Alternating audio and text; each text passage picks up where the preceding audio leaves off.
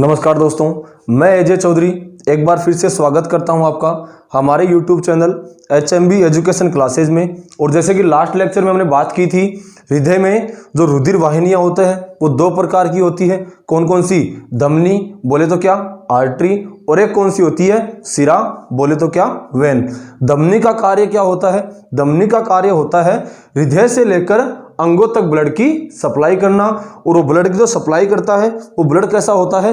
शुद्ध ब्लड होता है, प्योर ब्लड होता है। उसके बाद बताया कि सभी धमनियां शुद्ध रक्त का प्रवाह करती है, लेकिन एक धमनी होती है कौन सी?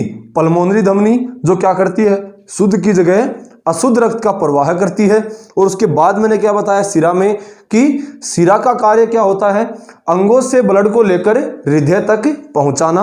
और अंगों से जब ब्लड को हृदय तक लेके जाएगी तो ब्लड कैसा होता है? अशुद्ध या इम्प्योर ब्लड होता है। और लेकिन एक जैसे धमनी थी अपवाद, वैसे एक सिरा भी क्या होती है? अपवाद होती है, पल्मोनरी सिरा। और पल्मोनरी सिरा का कार्य क्या होता है? वो फुफ्फुस से ब्लड को लेके जाती है कहाँ पे? हृदय के पास। जाना कैसा चाहिए? अशुद्ध ब्लड, लेकिन वो ब्लड होता कैसा है? शुद्ध ब्लड या प्योर ब्लड वो लेकर जाती है। तो ध्यान रखिएगा कि कौन सी धमनी अशुद्ध ब्लड का प्रवाह करेगी तो क्या बोल दोगे आप? पल्मोनरी धमनी। और कौन सी सिरा शुद्ध रक्त का प्रवाह करेगी तो क्या बोल दोगे? पल्मोनरी सिरा। यहां तक की बात की थी। उसके बाद मैंने क्या बताया था कि हृदय में दो प्रकार के कोष्ठक होते हैं, एक तो आलिंद और एक निलय। एक तो आलिंद और एक निलय। उसके आधार पर क्या बोला कि इन आलिंद और निलय की संख्या के आधार पर जो अलग अलग जीवों का हृदय है वो अलग अलग प्रकार का होता है। तो अपन ने अलग अलग जीवों का अलग अलग प्रकार का हृदय देखा था और उनमें क्या बताया था कि तीन प्रकार के बता दिए थे: इकहरा परिसंचरण तंत्र, अपूर्ण दोहरा परिसंचरण तंत्र, और क्या बोला था? दोहरा परिसंचरण तंत्र। उसके बाद अपन बात करें किसकी? हृदय की संरचना और उसके कार्य की। बात किसकी करें? हृदय की संरचना व कार्य। तो सबसे पहले मैं क्या बनाता हूं? अपने हृदय की संरचना। जो मानवीय स्तनधारी मेमेलिया वर्ग के जो जीव हैं उनके हृदय की बात कर रहे हैं। उनमें हृदय में मैंने क्या बताया था कि कोष्ठक कितने होते हैं? चार होते हैं। दो तो होते हैं आलिंद और दो क्या होते हैं? निलय। आलिंद का क्या बोला था मैंने? आलिंद जहां से ब्लड आएगा, और निलय जहां से ब्लड निकल जाएगा। जो स्तनधारियों, जो अपने मेमेलिया वर्ग के स्तनधारी हैं, जो अपन जीव जंतु हैं, अपन जो जीव हैं, उनका ब्लड क्या होता है? मानव का जो हृदय होता है वो कितने कोष्ठक का होता है? चार कोष्ठक का। दो आलिंद और दो निलय। स्ट्रक्चर देखिए, ये मैंने क्या बना दिए? अपने हृदय के दो आलिंद।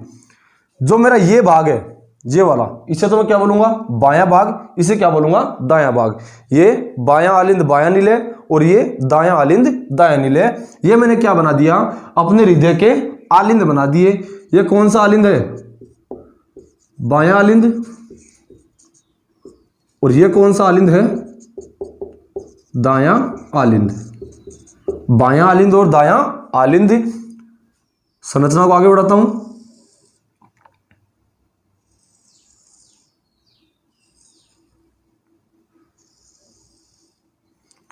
ये जो बाएं आलिंद के नीचे का भाग है उसे हम क्या बोल देंगे? बायां निलय।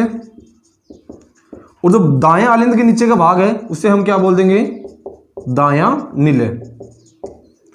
अब बात हुई कि यहां से ब्लड आएगा और यहां निकलते हुए वापस से यहां आकर यहां चला जाएगा। क्या बोला था कि आलिंद मतलब आना, जहां से ब्लड आएगा। निलय मतलब निकल जाना, जहां से ब्लड निकलेगा। ये अपने क्या है? फुफ्फुस है। ये क्या बना दिए? अपने फुफ्फुस बना दिए।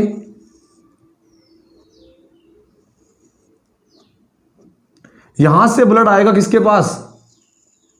बाएं आलिंद के पास। ये क्या है? अपने फुफ्फुस है। बाएं आलिंद के पास ब्लड आया तो बाएं आलिंद और बाएं निलय के बीच में क्या होता है? एक गैट होता है। और वो गैट कितने कोष्ठक वाला होता है? दो चैम्बर वाला। तो ये लो, दो वलन या दो कॉइल है, दो फोल्ड हो रहे हैं, तो क्या बोल दिया इसको? द्विवलनी कपाट। ये क्या हो गया आपका? द्विवलनी कपाट।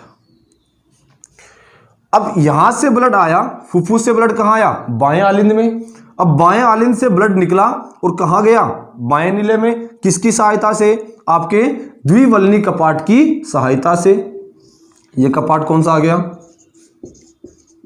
द्विवल्नी कपाट, या क्या बोल दो, बाइकस्पिड वॉल्व। गांव में एक वर्ड यूज करते हैं, कई बार बीमारी होती है तो क्या बोलते हैं, उसके तो वाल्व खराब हो गए। वाल्व क्या है, कपाट है। बाएं आलिंद और बाएं नीले के बीच में कौन सा वाल्व है, द्विवल्नी कपाट या बाइकस्पिड वॉल्व। ये अपने फुफ्फुस है। एक बात मैंने बताई थी, कौन सी, जब धमनी और सिरा पढ़ाई थी तब एक बात बताई थी कि जो अंगों से जो हृदय तक ब्लड लाएगी उसे हम क्या बोल देंगे, सिरा। और सिरा क्या होती है, जो अशुद्ध रक्त का प्रवाह करती है। लेकिन एक अपवाद बताया था मैंने, कौन सी, पल्मोनरी सिरा। पल्मोनरी सिरा कार्य क्या था, अंगों से ब्लड तो कहां तक लाती है, रुधिर तक, लेकिन वो क्या करती है, अशुद्ध की जगह शुद्ध रक्त का प्रवाह करती है। तो ये आपकी जो सिरा थी वो कौन सी हो गई, पल्मोनरी सिरा। पल्मोनरी सिरा फुफ्फुस से ब्लड को लेके आई कहां के पास, अपने हृदय के पास। और हृदय के कौन से चैम्बर में, बाएं आलिंद में। बाएं आलिंद से ब्लड गया कहां पे, बाएं नीले में। कौन से वाल्व की सहायता से, द्विवल्नी वाल्व या द्विवल्नी कपाट या बाइकस्पिड वॉल्व की सहायता से। अब यहां से ब्लड कहां आ गया, बाएं नीले में। अब बाएं नीले में हृदय से बाहर किसके द्वारा निकलेगा, एक और गेट आता है, कौन सा आपका, अर्धचंद्राकार कपाट या सेमील्यूनर वॉल्व। आधे चंद्रमा के समान दिख रहा है, इसलिए नाम क्या बोल दिया इसका, अर्धचंद्राकार कपाट। इंग्लिश में क्या बोल दोगे, सेमील्यूनर वॉल्व। पल्मोनरी सिरा ने फुफ्फुस से शुद्ध रुधिर लिया और कहां भेज दिया, बाएं आलिंद में। बाएं आलिंद ने शुद्ध रुधिर को द्विवल्नी कपाट की सहायता से कहां भेज दिया, बाएं नीले में। क्या बाएं नीले इस ब्लड को एकत्रित रखेगा, नहीं रखेगा, यह भी इसे क्या करेगा, निकालेगा और पूरे शरीर में प्रवाहित करेगा। यह अपनी क्या हो गई, पूरा शरीर या ह्यूमन बॉडी हो गई। और जब बाएं नीले से रक्त निकला तो कौन से वाल्व की सहायता से, अर्धचंद्राकार कपाट की सहायता से। अर्धचंद्राकार कपाट से ब्लड कहां जाएगा, अपनी पूरी बॉडी में जाएगा। अब एक बात मैंने बताई थी धमनी और सिरा में कि हृदय से अंगों तक ब्लड किसकी सहायता से जाएगा, आपकी धमनी की सहायता से। और यहां पे जो धमनी होगी वो धमनी कौन सी होगी, पृष्ठ महाधमनी। अरे बताया था धमनी में कि सबसे बड़ी धमनी कौन सी होती है, पृष्ठ महाधमनी। जैसे क्या बोल दो आप, एओर्टा। और एओर्टा शुद्ध ब्लड लेके जाती है या अशुद्ध, हमेशा कौन सा ब्लड लेके जाएगी, शुद्ध ब्लड। अब बात हुई कि पल्मोनरी सिरा ने फुफ्फुस से शुद्ध रक्त को लिया और कहां पहुंचाया, हृदय के बाएं आलिंद में। बाएं आलिंद ने रक्त को कहां पहुंचाया, बाएं नीले में। किसकी सहायता से, आपके द्विवल्नी कपाट या बाइकस्पिड वॉल्व की सहायता से। बाइकस्पिड वॉल्व से ब्लड कहां आया, बाएं नीले में। बाएं नीले में यह ब्लड थोड़ी देर इकट्ठा हुआ, कुछ सेकंड्स के लिए, और अर्धचंद्राकार कपाट की सहायता से कहां पहुंच गया, अपने शरीर के अन्य अंगों में या मानव के पूरे शरीर में। और यहां तक ले जाने का कार्य कौन करेगी, अपनी एक धमनी करेगी। और यह धमनी अपने हृदय की सबसे या शरीर की सबसे बड़ी धमनी होती है, इसलिए क्या बोल देते हैं हम इसे, पृष्ठ धमनी या एओर्टा, जो रक्त कैसा लेकर जाएगी, शुद्ध। अब यहां से वापस ब्लड कहां जाएगा, अपने दाएं आलिंद में। अब वापस अंगों से कहां गया ब्लड, हृदय में। और अंगों से ब्लड ले जाने का काम कौन करेगा, अपनी सिरा। और यहां पे जो सिरा होती है वो अपने शरीर की सबसे बड़ी सिरा होती है। और मैंने इसको नाम क्या बताया था, अग्र व पश्च महासिरा। ये कौन सी सिरा होगी यहाँ पे, अग्र व पश्च महासिरा। इंग्लिश में क्या बोल देंगे, इंफीरियर व सुपीरियर वेना केवा। क्या बोल दो, inferior and superior vena cava. इसने क्या किया, शरीर के सभी अंगों से ब्लड को लिया और वो ब्लड कैसा होता है, अशुद्ध ब्लड होता है।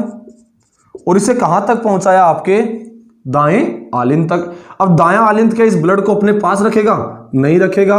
यह भी इस ब्लड को क्या करेगा, दाएं नीले में पहुंचाएगा।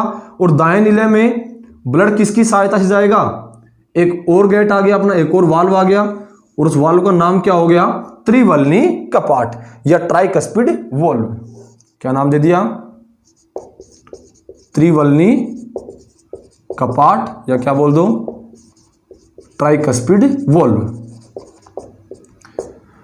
ट्राइकस्पिड वॉल्व के द्वारा ब्लड कहां गया? दाएं नीले में। और दाएं नीले में जब ब्लड गया तो क्या दाएं नीले इस ब्लड को रखेगा? ये भी इस ब्लड को नहीं रखेगा। ये क्या करेगा? इस ब्लड को यहां पे फिर से कौन सा वाल्व आ गया? अर्धचंद्राकार वाल्व या सेमील्यूनर वाल्व या अर्धचंद्राकार कपाट। अर्धचंद्राकार कपाट या क्या बोल दो? सेमील्यूनर वॉल्व। और इस सेमील्यूनर वॉल्व ने क्या किया?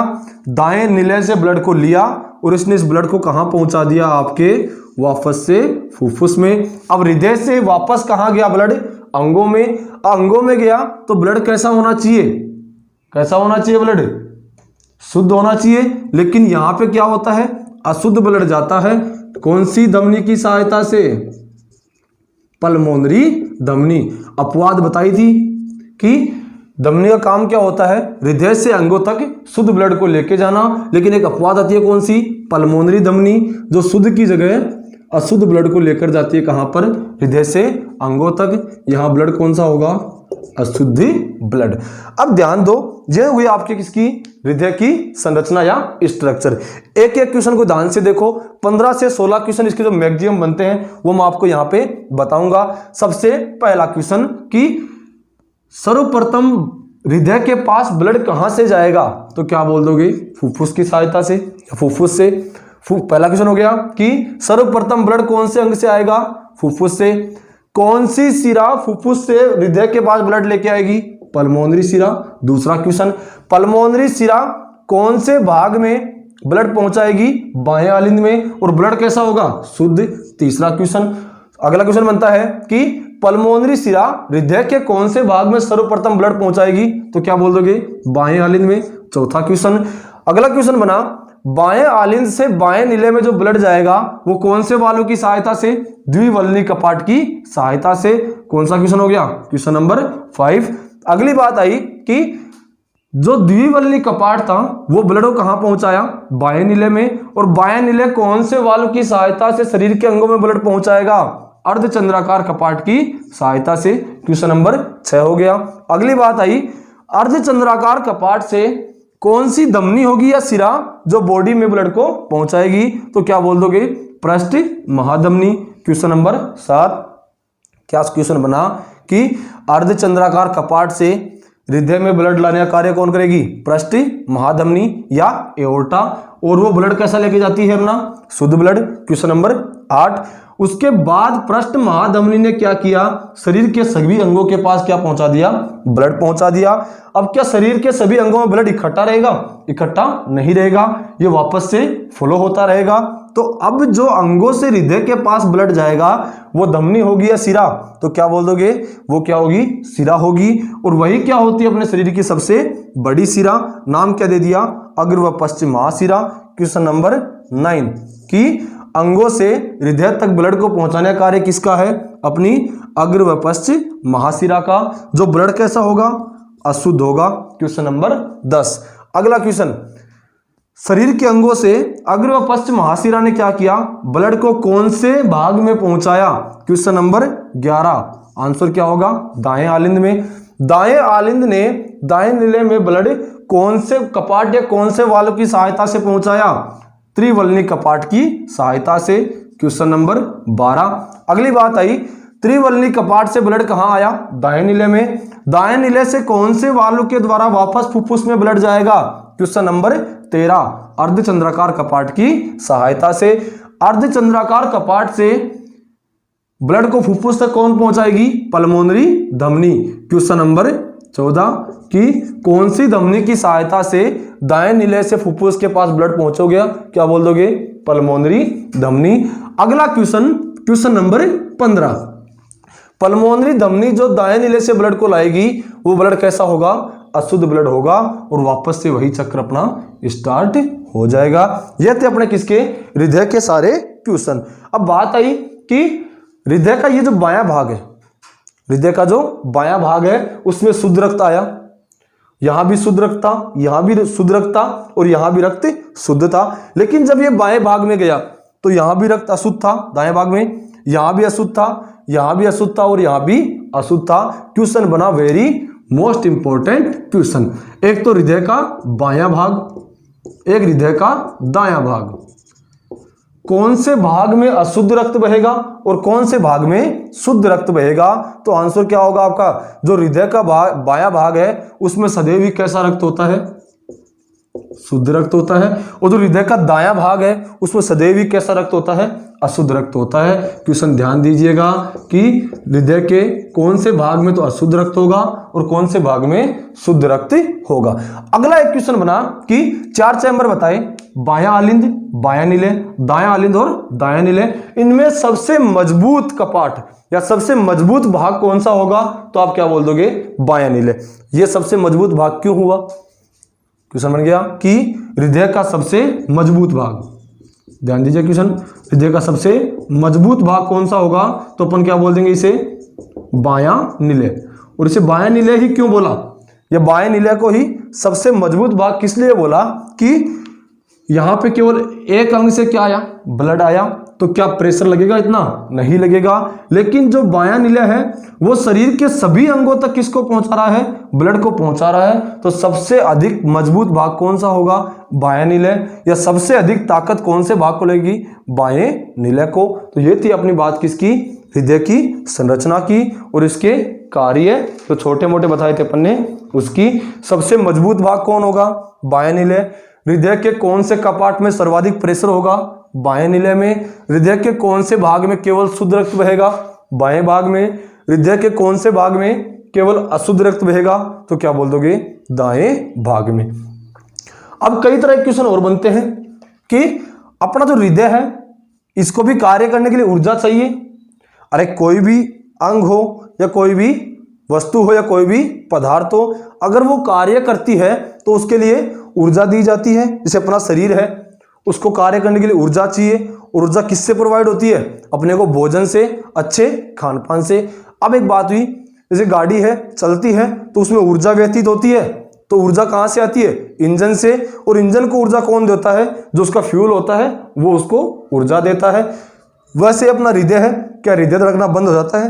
हृदय कभी भी धड़कना बंद नहीं होता।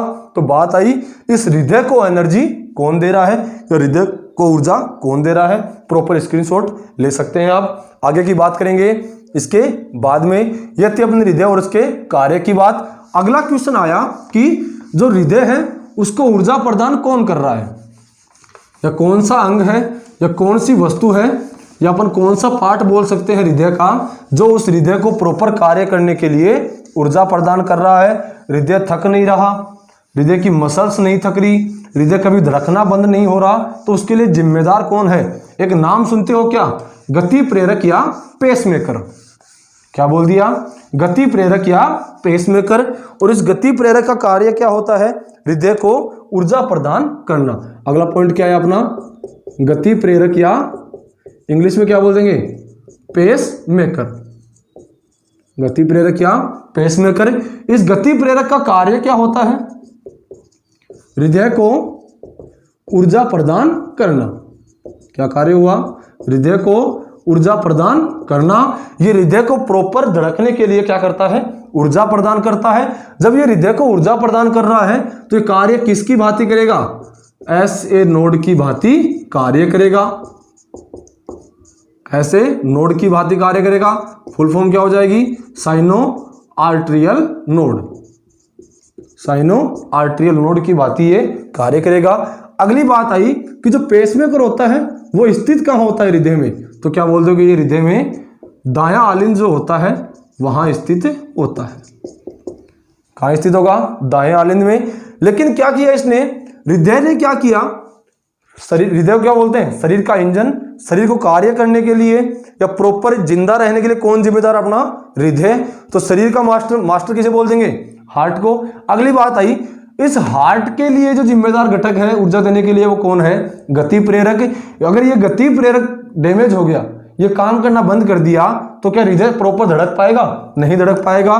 तो गति प्रेरक जो होता है उसे हम क्या बोल देते हैं, heart of heart, heart of heart. हृदय का भी जो हृदय है उसे हम किसे बोल देंगे, पेस मेकर को।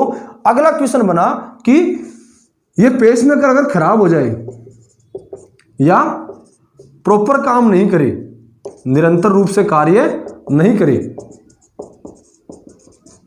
निरंतर रूप से कार्य नहीं करे, किसकी वजह से, या तो खान पान खराब हो आदमी का, खान पान अच्छा नहीं हो, या ऑक्सीजन की आपूर्ति ठीक से नहीं हो, तब क्या करेगा, ये गति प्रेरक या पेसमेकर है, या तो वो खराब हो जाएगा या वो निरंतर रूप से कार्य नहीं करेगा। तो क्या हो जाएगा कि हृदय प्रॉपर धड़केगा, हृदय प्रॉपर नहीं धड़केगा। और इसकी सुरक्षा के लिए क्या किया जाता है, इसके लिए अपने को कृत्रिम पेसमेकर का उपयोग किया जाता है। उपचार क्या होता है, कृत्रिम पेसमेकर का उपयोग करना, कृत्रिम पेसमेकर का उपयोग किया जाता है इस दुविधा से बचने के लिए। सबसे इंपॉर्टेंट क्वेश्चन बना हुआ है कि जो कृत्रिम पेसमेकर है उसको बनाने के लिए कौन सी धातु का उपयोग किया जाता है, तो आंसर क्या हो जाएगा आपकी, यूरेनियम धातु। बहुत बार क्वेश्चन आया हुआ है। एक बार तो अपने जो महिला पर्यवेक्षक का एग्जाम था उसमें पूछा था कि कृत्रिम पेसमेकर को बनाने के लिए कौन सी धातु का उपयोग किया जाता है, तो क्या बोल दोगे, आपकी यूरेनियम धातु का। क्वेश्चन कैसे बनेगा कि पेसमेकर हृदय के कौन से भाग में स्थित होगा, दाएं आलिंद में।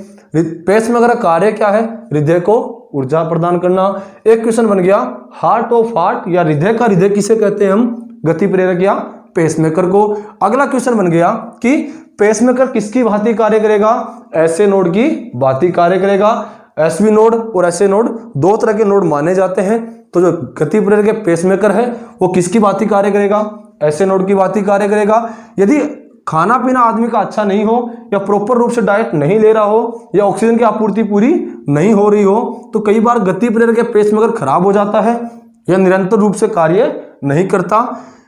इससे बचने के लिए, इसके उपचार के लिए क्या करते हैं हम, कृत्रिम पेसमेकर का उपयोग करते हैं। सबसे इंपॉर्टेंट क्वेश्चन क्या बनेगा कि ये जो कृत्रिम पेसमेकर है वो कौन सी धातु का बना होगा, तो क्या बोल दोगे आप, ये किसका बना होता है, यूरेनियम धातु का बना होता है।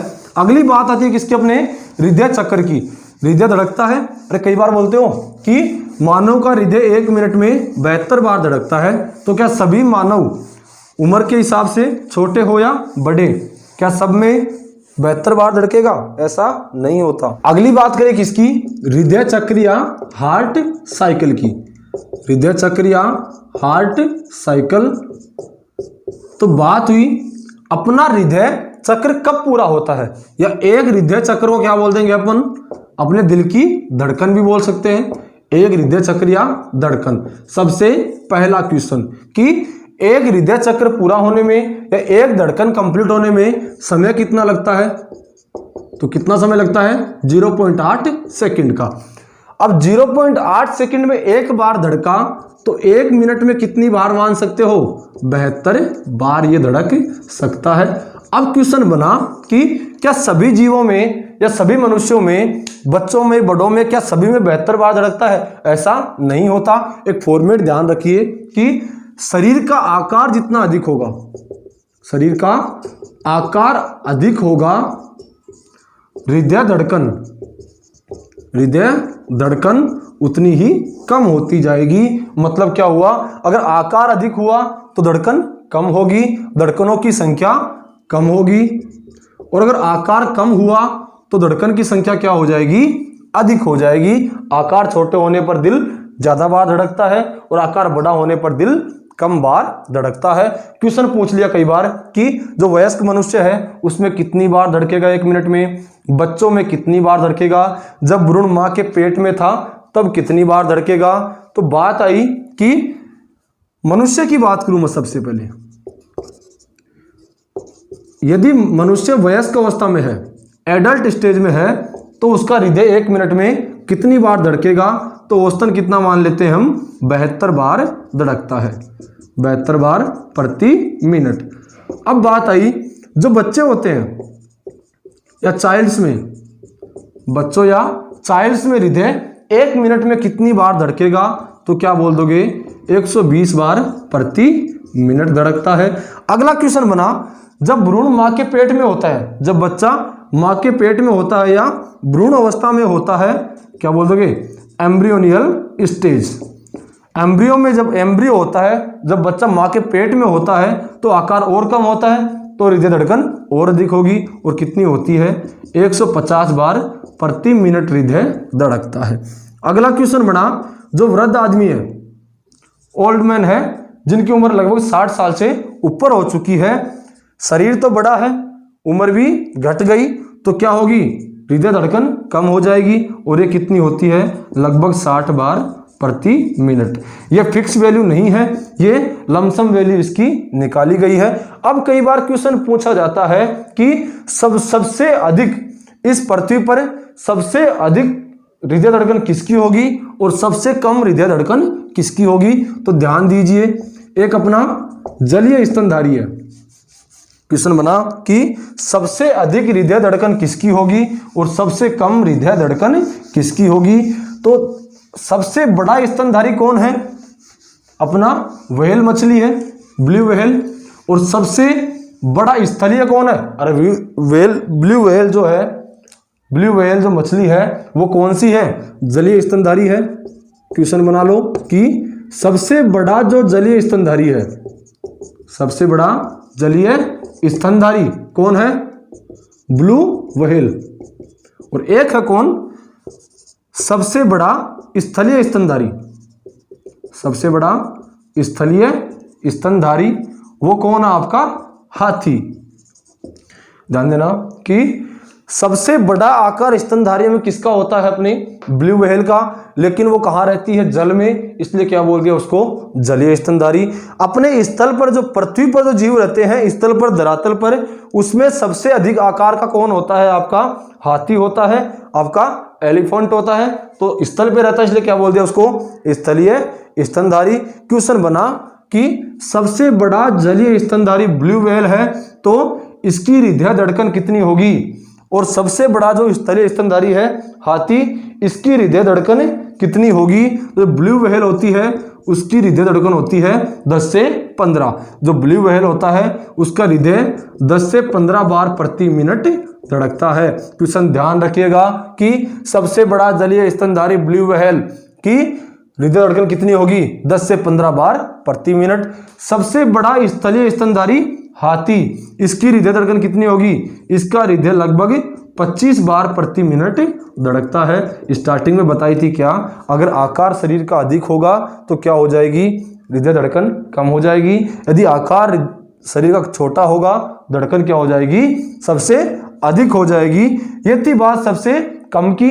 अब क्वेश्चन आया कि इस पृथ्वी पर सबसे अधिक हृदय धड़कन किसकी होगी? तो वो सबसे छोटे जीव की होगी। और सबसे छोटा स्तनधारी कौन है? सबसे छोटा स्तनधारी है अपना श्रू या चुचंद्र। कौन हो गया? श्रू या चुचंद्र। सबसे छोटा स्तनधारी कौन हो गया? श्रू या चुचंद्र। इसका आकार सबसे छोटा होता है, इसलिए इसकी हृदय धड़कन क्या होगी? इसका हृदय कम से कम 1 मिनट में 600 से लगभग 800 बार प्रति मिनट धड़कता है।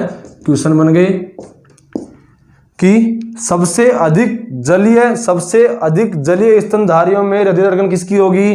ब्लू व्हेल की। सबसे कम किसकी होगी? आपके श्रू की। स्थलीय स्तनधारी में सबसे अधिक हृदय धड़कन किसकी होगी? तो क्या बोल दोगे? आपके हाथी की। अगला एक क्वेश्चन बनता है किसके बारे में? रक्तदाब या ब्लड प्रेशर के बारे में। दो चीजें डॉक्टर मैक्सिमम नापता है, एक तो क्या आपका ब्लड प्रेशर और एक आपकी पल्स रेट, नब्ज गति। अगली बात करूंगा मैं किसकी? आपके ब्लड प्रेशर या रक्तदाब की। किसकी? ब्लड प्रेशर या रक्तदाब। सबसे पहला क्वेश्चन, सर्वप्रथम इस ब्लड प्रेशर को किसने नापा? तो वैज्ञानिक कौन थे? हेल्स नाम का साइंटिस्ट था। कि रक्तदाब की खोज किसने की थी? हेल्स ने। और हेल्स ने रक्तदाब को सर्वप्रथम किस में मापा था? घोड़े में। किस में मापा? घोड़े में। क्वेश्चन आया हुआ है रक्तदाब की खोज किसने की थी? आपके हेल्स नाम के वैज्ञानिक ने। और इसने इसकी खोज किसने की थी? घोड़े में की थी। अब बात हुई है ब्लड प्रेशर बनता कैसे है। अब ब्लड जब हृदय जब धड़कता है, जब हृदय धड़केगा तो दो तरह की घटनाएं होती है। एक तो होता है कि आपका सिस्टोल, हृदय के धड़कने पर दो तरह की घटनाएं होगी, एक तो सिस्टोल और एक क्या होगा आपका डायस्टोल। एक तो क्या हो गया सिस्टोल, एक क्या हो गया डायस्टोल। सिस्टोल कब होता है? जब हृदय आपका सिकुड़ता है, जब हृदय क्या होता है सिकुड़ता है। और डायस्टोल कब होता है? जब हृदय आपका फैलता है। सिकुड़ने को क्या बोल देते हैं? परकुंचन या संकुचन। क्या बोल दिया? परकुंचन या संकुचन। और डायस्टोल फैलने को क्या बोल देते हैं? अनुशिथिलन। अनुशिथिलन। जब हृदय सिकुड़ेगा तो ब्लड प्रेशर कुछ ना कुछ दाब बना होगा, और जब फैला होगा तब भी कुछ ना कुछ दाब बना होगा। अब क्वेश्चन आया कि जब सिस्टोल होता है तो उससे दाब कौन सा बनता है? सिस्टोलिक दाब या सिस्टोलिक प्रेशर। जब हृदय फैलता है या डायस्टोल होता है तो दाब कौन सा बनता है? डायस्टोलिक दाब या डायस्टोलिक प्रेशर। अब बात हुई कि इन दोनों में से मान किसका अधिक होगा, अधिक मात्रा किसकी होगी या अधिक मान किसका होगा। एक गुब्बारा लिया, गुब्बारे से हमने एक छोटा सा पाइप जोड़ दिया। अगर मैं गुब्बारे को दबाऊंगा तो पानी क्या निकलेगा? तेजी से निकलेगा। और अगर गुब्बारे को वापस फैलेगा तो पानी क्या होगा? धीरे निकलेगा। तो जब जब क्या होता है हृदय सिकुड़ता है या सिस्टोल होता है तो ये दाब क्या हो जाता है? अधिक हो जाता है। और जब जब हृदय फैलता है या डायस्टोल होता है तब दाब क्या हो जाता है? कम हो जाता है। क्वेश्चन बना सिस्टोलिक और डायस्टोलिक दाब में से किसका मान अधिक होगा? तो क्या बोल दोगे? सिस्टोलिक दाब का। और किसका मान कम होगा? डायस्टोलिक दाब का। क्वेश्चन आया कि इसका मान लगभग कितना होता है नॉर्मल पर्सन में, स्वस्थ मानव में? तो क्या बोल दोगे? 120 mm ऑफ Hg। इसका दाब कितना होता है? 80 mm ऑफ Hg। क्वेश्चन आया कि मानव का ब्लड प्रेशर स्वस्थ मनुष्य का कितना होता है? तो डॉक्टर के पास क्या होता है? एक यंत्र होता है और उस यंत्र का नाम क्या होता है? स्फिग्नोमैनोमीटर। जब भी डॉक्टर ने क्या किया कि जब आपके ब्लड प्रेशर को नापने की कोशिश की तो एक डिब्बा सा होता है, उस डिब्बे को खड़ा करेगा और आपके बाजू पर एक पट्टा बांधेगा और फिर गुब्बारे को दबाएगा। जब उस गुब्बारे को दबाता है तो थोड़ी देर में क्या होता है? आपका ब्लड प्रेशर उसके सामने आ जाता है। यहां पर कौन सी धमनी होती है?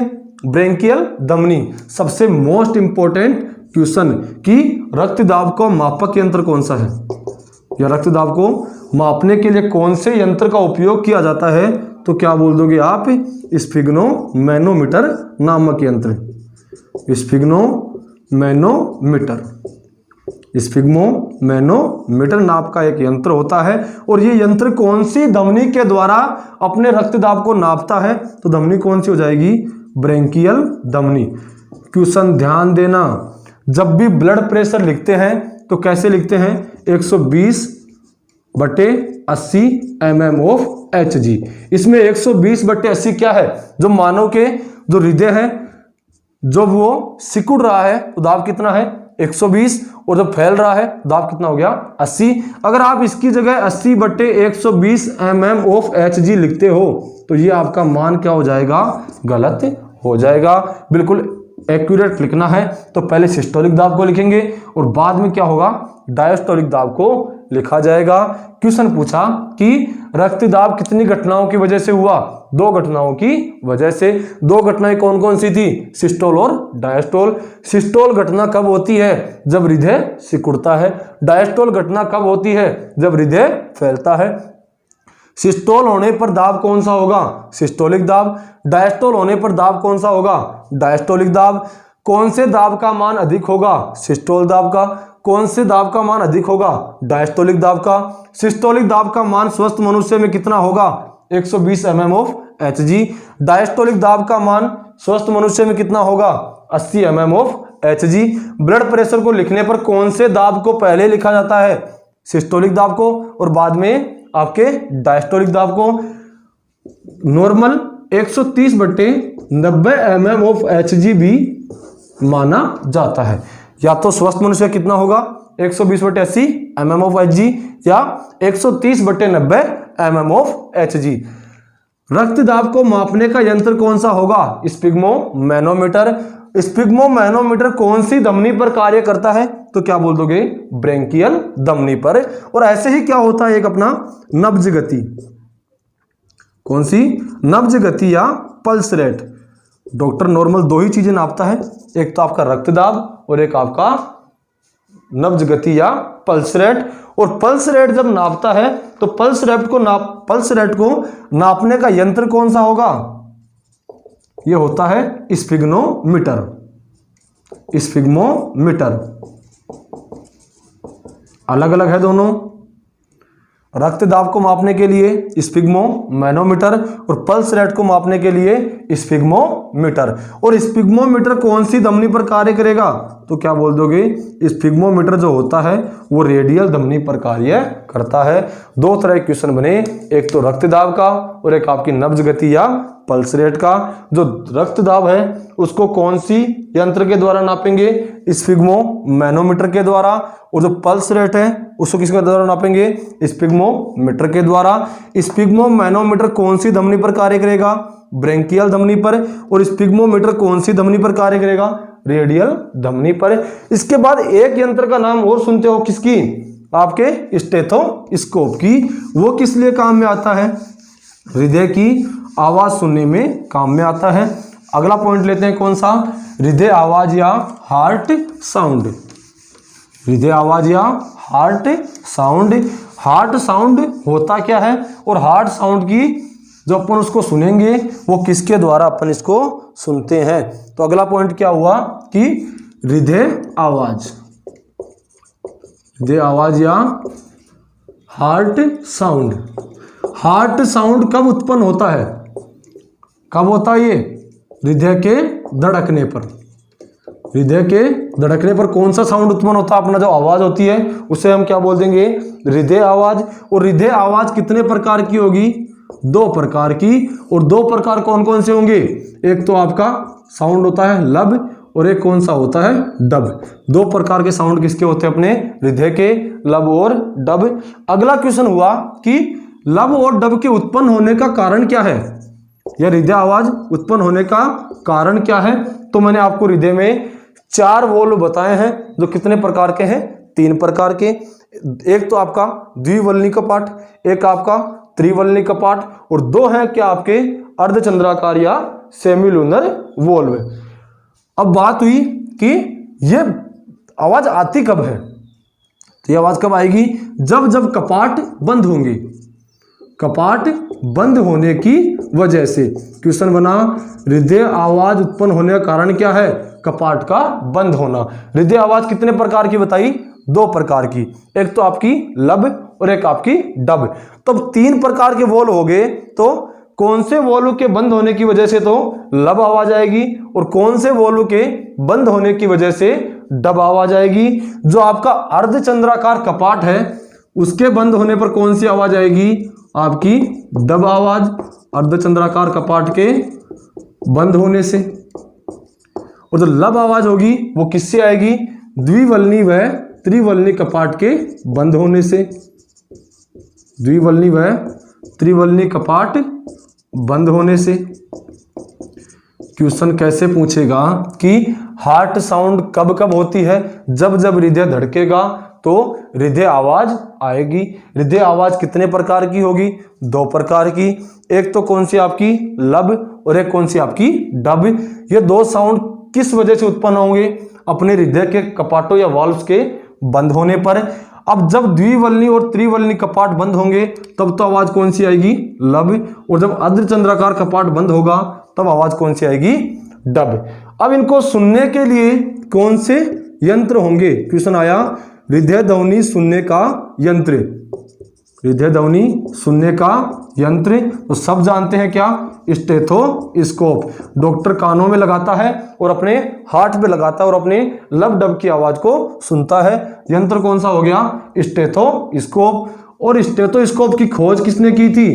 लिनेक नाम के वैज्ञानिक ने। क्वेश्चन आया कि हृदय आवाज सुनने के लिए कौन से यंत्र का उपयोग किया जाता है? तो क्या बोल दोगे? आपके स्टेथोस्कोप की। स्टेथोस्कोप का आविष्कार किसने किया था? लिनेक ने।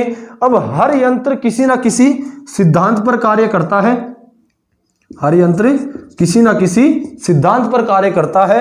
तो जो स्टेथोस्कोप होगा वो कौन से सिद्धांत पर कार्य करेगा, बहुत बार क्वेश्चन पूछा हुआ है। तो आंसर क्या होगा, ये करता है ध्वनि के परावर्तन के सिद्धांत पर। ध्वनि के परावर्तन के सिद्धांत पर क्वेश्चन पूछ लिया, मान लो कि हृदय आवाज सुनने के लिए कौन सा यंत्र हुआ, स्टेथोस्कोप। इसकी खोज किसने की थी, लिनेक ने। स्टेथोस्कोप कौन से सिद्धांत पर कार्य करेगा, तो क्या बोल दोगे, आपके ध्वनि के परावर्तन के सिद्धांत पर। अगली बात आई, दो तरह की बीमारियां होती है आपने हृदय आघात की, हार्ट अटैक की बीमारी कैसे उत्पन्न होगी, या इसका रीजन क्या है, या इसके जो शुरुआती सिम्टम्स हैं वो कैसे आएंगे। तो एक बार क्या होता है कि अगर ब्लड में ऑक्सीजन की सप्लाई कम हो जाए, यदि क्या हो जाए, या तो ऑक्सीजन की सप्लाई हृदय में कम हो जाए, ऑक्सीजन की सप्लाई या ऑक्सीजन का प्रवाह कम हो गया, ऑक्सीजन का प्रवाह कम हो गया, या ब्लड में क्या बन गया, थक्का बन गया, ऑक्सीजन का प्रवाह कम हो गया, या क्या हो गया, ब्लड क्लॉटिंग हो गई, तो हृदय से एक आवाज आती है, कौन सी, मरमर की ध्वनि उत्पन्न होती है। तो मरमर की ध्वनि उत्पन्न होगी, यही किसका संकेत, अपने हार्ट अटैक या हृदय आघात का संकेत है। बहुत बार क्वेश्चन पूछा हुआ है कि मरमर की ध्वनि कब उत्पन्न होती है, जब ऑक्सीजन का प्रवाह प्रॉपर नहीं हो, या ब्लड में कहीं ना कहीं पे क्लोटिक बन जाए, तो कौन सी ध्वनि उत्पन्न होगी, मरमर की ध्वनि। और यही किसका संकेत, अपने हृदय आघात का संकेत है। अब बात आई कि हृदय भी एक प्रकार का अंगी है, हृदय भी एक प्रकार का अंग है। हृदय कार्य कर रहा है, हृदय के पास ब्लड आ भी रहा है, हृदय से ब्लड जा भी रहा है, तो हृदय भी क्या हो गया, एक प्रकार का अंग हो गया। अब क्वेश्चन आया कि प्रत्येक अंग के पास ब्लड पहुंचाने के लिए या वहां से ब्लड लेकर जाने के लिए कोई ना कोई धमनी या सिरा जिम्मेदार होती है। तो बात आई, हृदय भी एक प्रकार का अंग है, इसके पास भी क्या आ रहा है, ब्लड आ रहा है। तो इस हृदय नामक अंग के पास ब्लड कौन लाएगा, कोरोनरी धमनी। क्वेश्चन पूछा हुआ है कि हृदय के पास ब्लड लाने का कार्य कौन सी धमनी करेगी, कोरोनरी धमनी। अब कोरोनरी धमनी जब इसके पास ब्लड लाएगी तो कौन से कपाट की सहायता से, थिबेसियस कपाट की सहायता से। कौन से कपाट की सहायता से, थिबेसियस कपाट की सहायता से। कोरोनरी धमनी ने थिबेसियस कपाट की सहायता से हृदय को क्या दिया, ब्लड दिया। और सर्वप्रथम यह ब्लड कहां आता है, सर्वप्रथम यह ब्लड कहां आएगा, आपके दाएं आलिंद में। हृदय के दाएं आलिंद में कोरोनरी धमनी ने ब्लड दिया, किसकी सहायता से, थिबेसियस कपाट की सहायता से।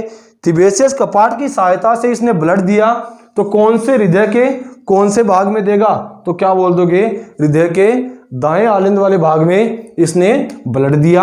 अगली बात हुई, एक और आता है क्या, एंजाइना। एक रोग और आता है क्या, एंजाइना। कई बार क्या होता है कि अचानक से ऑक्सीजन का प्रवाह बंद हो गया, ऑक्सीजन का प्रवाह बंद हो गया, तो क्या हुआ कि हृदय में सूल जैसे चुभा या पिन जैसे चुभने लगा। अचानक से सूल चुभा या पिन जैसा दर्द हुआ, दर्द को क्या बोल देंगे, पॉइंट पेन, या क्या बोल दो, बिंदु दर्द। कौन सा दर्द हुआ, पॉइंट पेन या बिंदु दर्द।